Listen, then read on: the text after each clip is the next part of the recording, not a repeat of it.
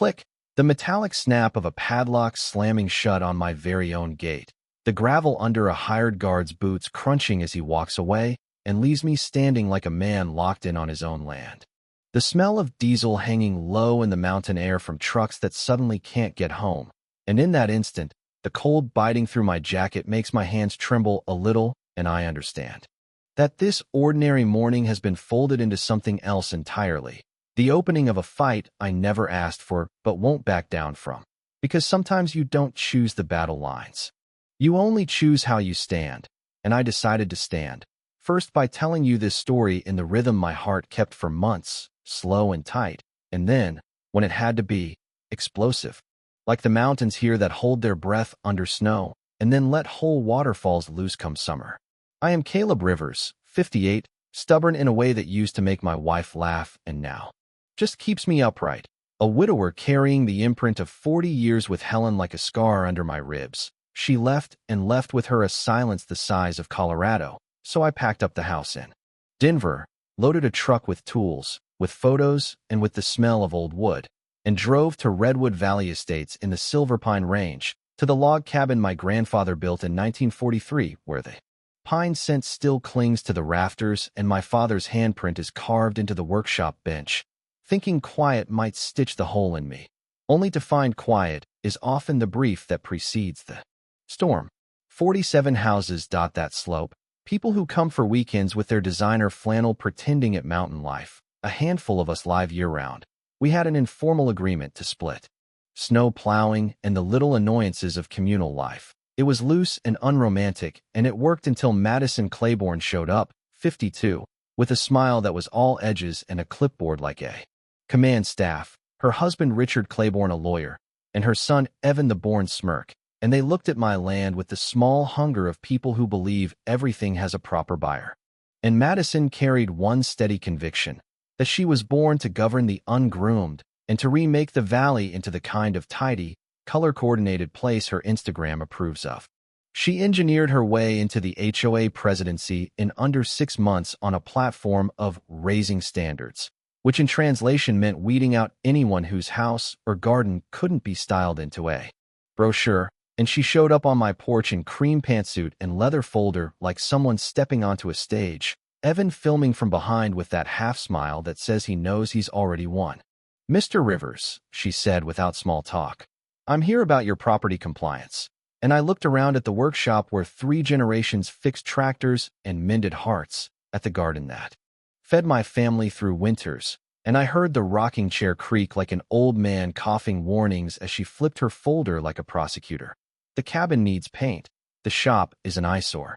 The garden is unbecoming of this caliber of community, and frankly, you're dragging property values down. I am not a quick-tempered man. Helen used to say I had the patience of a saint and the stubbornness of a mule. But to hear someone smear 80 years of family labor like it was dirt you sweep off your shoe set something hot under my ribs, I said calm and low. This cabin's been in my family 80 years. My grandfather built it with his hands. My father raised me here. She smiled a smile that cut like shard glass and said, "We all have sentimental attachments, but progress demands sacrifice." I answered the same as my posture, quiet and absolute. "No." And she snapped the portfolio shut. Evan snorted behind her. "We'll see about that." 2 weeks later, an official envelope from Jefferson County landed in my mailbox. Anonymous complaints about unpermitted structures. A county inspector, young and apologetic, explained the need for permits and surveys. And just like that, my morning coffee turned to ash because there on the page was $3,200 in fees for buildings older than most of the neighborhood. Madison firing the first real shot. But this is a family that doesn't fold to bullies. My grandfather chased claim jumpers off these hills. My father stood up to crooked county men over water rights. And that night in the workshop, surrounded by the brittle whisper of old paper, I realized Madison had picked a fight with the wrong man. And I'd keep my temper not because I'm brave, but because anger without plan is a fire that burns you first. She thought she was dealing with a grieving fool who would pack up and go. She had no idea. She didn't know the things tucked in our boxes. She didn't know the legal memory of infrastructure rests in dusty courthouse files. 3 days after I wrote the check, she sent a surveyor. naturally her brother-in-law, to re-establish boundaries, and I watched through the kitchen window as that smug little man set up his shoddy transit right on land I know like the maps of my hand. I walked over with coffee warming my fingers and asked, "What are you doing on my land?" He didn't look up. "Resurveying Community Green," he said. There was some confusion about the lines, and before the sun slid down, their instruments had suddenly convinced them my property line shrank 20 feet. By the next day, a crew drove posts and built an 8-foot privacy fence, placed not on any disputed line, but 15 feet into my property. The thud of post into frozen earth sounded like a rifle across the valley. Each hammer felt like they were pounding away a piece of Helen's memory. The fence cut off our trail, robbed the shop of morning sun like surgical precision. Designed to hurt. Agnes Henderson came by with a thermos at 3 o'clock, hands like worn maps. "This ain't right, Caleb," she whispered, squeezing my arm with the kind of strength you only recognize after years of small-town politics. And she glanced toward Madison's house where curtains twitched. People were scared to be seen helping me, afraid of being the next target. That night, I called Langston Surveying, paid $800 I didn't have, and by Friday morning, I had ironclad proof that the fence sat 15 feet inside my line. And then I dug through my grandfather's boxes until the paper crackled like treasure. A 1943 mining claim and an exclusive easement for bridge and road maintenance. The one concrete bridge everyone used to get in and out of. Redwood Valley sat on an easement granted to the Rivers estate, which meant, in the most inconvenient truth for Madison, that every inch of that bridge was in my name, every car, every delivery truck, every neighbor drove onto property that legally belonged to my family. And when I walked into the emergency HOA meeting Madison had convened and laid my independent survey on the table, the room shifted like a stage that had been holding its breath. She went from smug to red-faced and slammed her laptop, like someone losing stage control. A vote gagged in the light of evidence. And the board said, 30 days to comply or escalating fines. And I smiled the kind of smile that makes contractors think twice. I told her quietly before I turned to the door, "You might want to check who owns the bridge you drove over tonight." And the confusion that crossed her face was worth every dollar of those permit fees. Madison's revenge recipe came fast after that. Petty bureaucratic hits that smell of nepotism. My hand-carved oak mailbox, accused of violating aesthetic standards, required to be replaced by an approved model from Aspen Vista Landscaping, which was run by Evan. The price listed like a joke, $340 for something that looked like a $40 box. So I spent $30 in materials and built a mailbox that would make a museum jealous. Hand-carved cedar, bronze hardware, mountain scenes, perfect to their rules. They called it unprofessional woodsy, and moved on to the garbage games where Redwood Valley waste. Started skipping my pickup with that phrase, route optimization. The driver Pete whispered once. She called my boss, threatened contracts, sorry. So I hauled trash to a dumpster that had been conveniently relocated to somewhere that added a morning's hike to disposal. Then anonymous complaints flagged my neat stack of firewood as a hazard. Chief Daniel Ruiz of the fire brigade came in. Shook his head. Cleanest stack in the county. Someone's weaponizing my department. And the rumor mill started turning heavy. Madison talking at Harper's Diner about how my cabin lowered property values so loudly that Amelia Cho, a property rights attorney grabbing lunch, overheard and later called me, calm and precise. "Mr. Rivers, I see a pattern. Let me buy you a coffee." And while Madison played mailbox dictator, I built a case, every interaction logged, every call recorded. Colorado is a one-party consent state, and I was consenting every time. 5 years of HOA minutes came like a ledger of cruelty, a greatest hits of petty persecution that had driven families away, the Kowalskis, the Pattersons, the Garcias. But what Amelia dug up next was the one thing that put a stop sign. In Madison's Road, county records showing about $185,000 a year paid to Redwood Valley Infrastructure LLC for bridge upkeep. The owner name whispered like bad perfume. And there it was. Madison had been siphoning $2.7 million over 15 years for maintenance on a bridge that by law belonged to me. That number made the hairs rise on the back of my neck and made Amelia's voice lower. "This isn't just harassment, Caleb. This is fraud, wire fraud, embezzlement, racketeering." And from the moment she said that, the game changed. Because fraud wears suits and goes to bed hungry for money. Madison panicked. She called another emergency meeting and proposed a special assessment to buy me out for exactly $3,200. The same fee she had forced on me for permits. Highway robbery with a smile. But people started to breathe differently. Agnes walked into a meeting like a veteran storming a beach. With more backbone than you expect from someone who makes pies and watches Bridge Club, neighbors started turning up with receipts, invoices, stories of being nickeled and dimed in a poverty while. Madison bought trips to Europe and Botox and silk. She didn't stop with petty humiliation. She went full blockade. Gates with keypads and cameras. A guard shack that looked like it belonged at a high security facility. And then my access code mysteriously expired the same afternoon they installed the electronics. I came back from a supply run to a red light blinking like a robotic middle finger. The intercom crackled with a rent-a-cop voice saying, "System error, may take days." And the metallic taste of rage filled my mouth as I sat and watched neighbors drive past with functioning codes. My home turned into a fortress where I was the only prisoner. Deputy Luis Navarro arrived, looked at the gate, and said, "You can't imprison a property owner on his own land. That's false." Imprisonment. Madison tried HOA governance as an excuse, and he cut her off with a look and ordered the gate opened.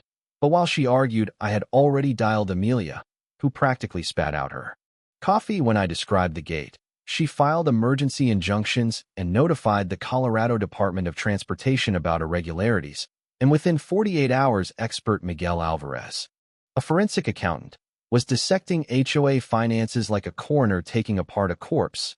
Invoices for surveying by a brother-in-law for $200,000, landscaping bills for $150,000, legal fees inflated $89,000 for paperwork that should have been $5, all adding up to over $3.5 million stolen. A midnight hum of shredders came from Madison's house, but Miguel had already downloaded the archives, and the dam broke. People gathered at Harper's Diner, 23 of them with receipts and angry mouths. "She charged us $8,000 for emergency road work," one man said. It was her nephew spreading gravel.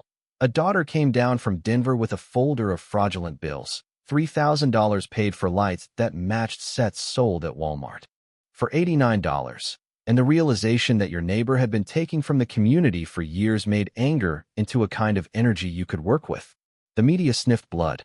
Kate Merritt from the Jefferson Chronicle started asking sharp questions. TV stations rolled in. A true crime podcast called Bridge to Nowhere was already buzzing.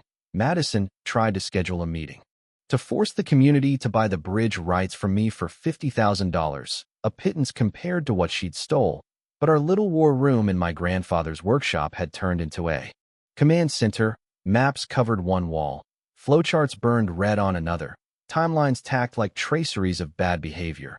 Amelia, Miguel, civil rights attorney Rachel Vaughn working pro bono because she hates bullies, and my ace, retired Judge Samuel Keene, an old Army buddy who knows more law than the rest of us have fingers. We plotted and fed our printers till their motors smoked. And I could legally close the bridge tomorrow if I wanted to, not out of spite, but because safety reports from Peterson and Hale Engineering showed deferred maintenance, drainage failures, railing systems not up to code, a $400,000 repair tab that matched exactly the money Madison had been pocketing. Miguel's calculator clicked like a slot machine finally landing. "She owes you $2.7 million for the bridge, plus $847,000 in embezzled community funds, plus treble damages, north of $8 million. And while our numbers glinted like a prize, Madison was unraveling. She hired a CDPI, Kruger, to dig into me. But the man came to my door after 3 days with a look like a boy who'd swallowed something sour and said, "I need to give this back, Mr. Rivers," and handed me a thick file of victims from Denver, Colorado Springs, Boulder, same pattern, take the board, install family members as contractors, build a community, disappear when the heat comes. And he looked embarrassed because he had realized he'd been hired to smear an honorable man while a real crook wore pearls and pretended to be civic-minded. Madison tried bribery next. Slipped $5,000 in cash to Inspector Howard Wells and suggested my cabin might be condemned, but Wells reported the huddle to the DA because he's not for sale. And while she did all this, I quietly put cameras at the bridge approaches and hired Peterson and Hale for an independent safety inspection, which returned devastating results. Structural degradation that should have been handled annually, drainage undermining foundations, railings failing safety standards, and Amelia set up emergency access protocols with CDOT, so the legal lever existed to close the bridge if necessary. Meaning I held a key that could turn the valley into a pricey island, a fact I never used as a weapon, but I kept it in pocket as leverage and sanity. The family fell apart. Richard filed for divorce. Evan tried to pull cash and found IRS holds. Sister Patricia resigned in a letter that basically said, "I won't be associated with this." Madison went scorched earth, anonymous threats to supporters, fake review accounts, doxing, all traced in 20 minutes by Agnes's grandson Tommy, who mapped IPs like a kid playing detective, and the digital trail led straight back to Madison's house. Plus, cameras caught Evan vandalizing Maria Delgado's car, spray painting it with "traitor." He pleaded guilty, hoping for a break. Subpoenas flew. Arrests followed. The air got thin for them. Not us. She called the FBI to report me for terrorism threats. An agent listened 5 minutes and recommended a good criminal defense attorney instead, and on Friday night, in the community center, packed like a spilled jar of people with cameras and sheriff deputies flanked the walls, Madison walked in late, dressed as if to a gala, and tried to spin a tale about attacks on leadership. But the crowd had papers. They had the ledger, the projector lit up with years of stolen money, and I walked up, manila folder thick as a Bible in my hand. "Let me tell you about a bridge," I said. And I held up the 1943 deed that proved my family owned the bridge 81 years. The room inhaled, and the murmur grew into a roar as Miguel pointed at invoices and transfers and a flowchart that exposed a web of corruption. "And that's not all," I said, feeling the weird, sharp, small joy you only get when math finally meets truth. Mrs. Claiborne ran a criminal enterprise disguised as community stewardship, and as the deputy read her rights, the metallic click of cuffs felt sweeter than anything I'd heard since Helen's laugh. And when the cameras flashed her escorted out, the end of her reign was loud and public and very permanent. Commissioner Robert Lang announced immediate dissolution of the HOA board and formation of an interim committee, prosecutors, and federal investigators would take up the case, and he asked me what I wanted for the bridge, and I said simply, "We'll keep it open. The community can purchase ownership at fair market, $50,000, and that money goes to scholarship funds." The applause lasted minutes. People cried, hugged, and in the parking lot Madison's car disappeared into the night with a few years of stolen life trailing behind.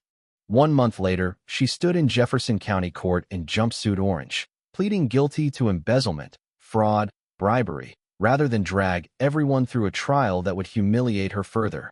Judge Samuel Keene, my old comrade, did not show mercy for those who built empires on stolen neighbors. 3 years state, $3.5 million restitution, 500 hours community service picking up highway trash. Richard slunk back to Denver.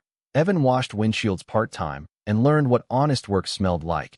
The community bought Madison's foreclosed property and turned it into Silverpine Park, playgrounds, picnic tables, a memorial garden dedicated to honest governance. The bridge was fixed by volunteers on weekends, paint and concrete and laughter, old grievances shorn away by people who actually worked. The new board instituted competitive bidding, financial transparency, monthly meetings with real participation. Projects that Madison priced at $50,000 were now done for $8. The change was almost embarrassing in how simple it was. Transparency was good for business and for property values, which rose 15% in 6 months because the fear of being robbed by your HOA had been replaced by the comfort of being counted. I, who thought running from grief meant quitting the world, found myself pulled into reluctant leadership. Neighbors kept bringing me contracts and asked for advice about politics and contractors. The workshop became a community hub where people solved real problems by talking, making coffee, and sharing tools. Agnes's widowed sister Evelyn Hart and I spent afternoons swapping silence and pie and small comforts. Grief gave way to work and to a kind of stubborn tenderness I hadn't expected. The story even went further than our valley. Lawmakers drafted the Silver Pine Accountability Act requiring HOA audits and background checks for board members.